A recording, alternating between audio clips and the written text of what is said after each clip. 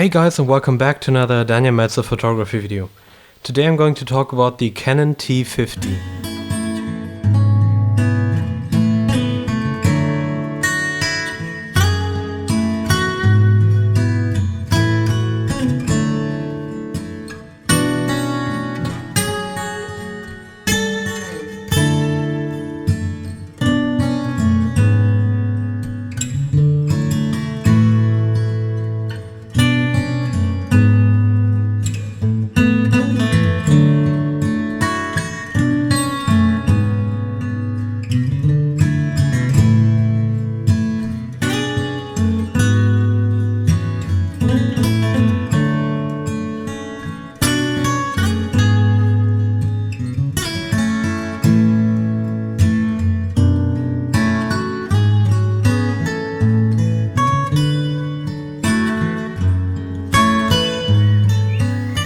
The T50 was the first camera in the T series and was introduced in March 1983 and discontinued in December 1989. It's a 35mm single-lens reflex camera with the Canon FD lens mount. It uses a vertically traveling metal blade shutter, a built-in power winder which allows the top speed of 1.4 frames per second, and it's super ugly. Yes, you heard right, this camera is hideous. It's not the ugliest camera that I've ever seen or the ugliest in my collection, but you know. It's not even black like you'd expect it to be, but more like a moldy grey. But then again, it was made in the 80s.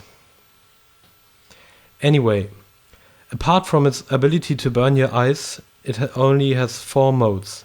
Self-timer, program mode, off, which is indicated by a red L, and battery check, which of course checks the function of the 2 AA batteries that you need to use this camera.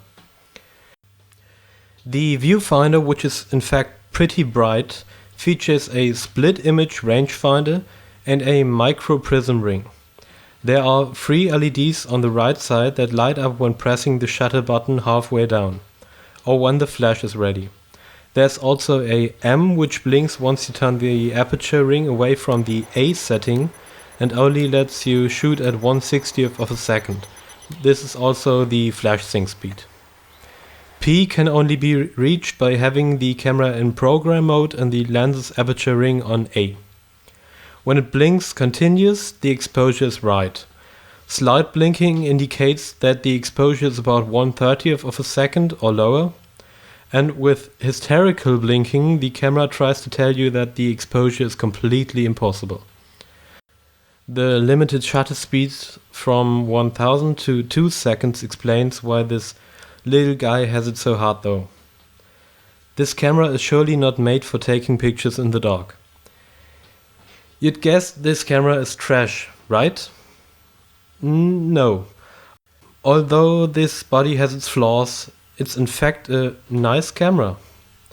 The center weighted meter is dead accurate. As said, the viewfinder is nice and bright. And with its 490 grams, it feels just right in the hand. So, would I recommend this camera? It depends. If you're new to analog photography or photography at all, and you want to learn, don't buy this camera. Get a fully manual camera and play around with it. If you're already familiar with photography and you want to have a point, focus and shoot camera, the T50 is your way to go, especially if you can find some SSC glass like my 50mm 1.4, but the 50 1.8 is just fine. Thanks for liking, commenting and sharing this video. And if you don't want to miss the next one, be sure to subscribe.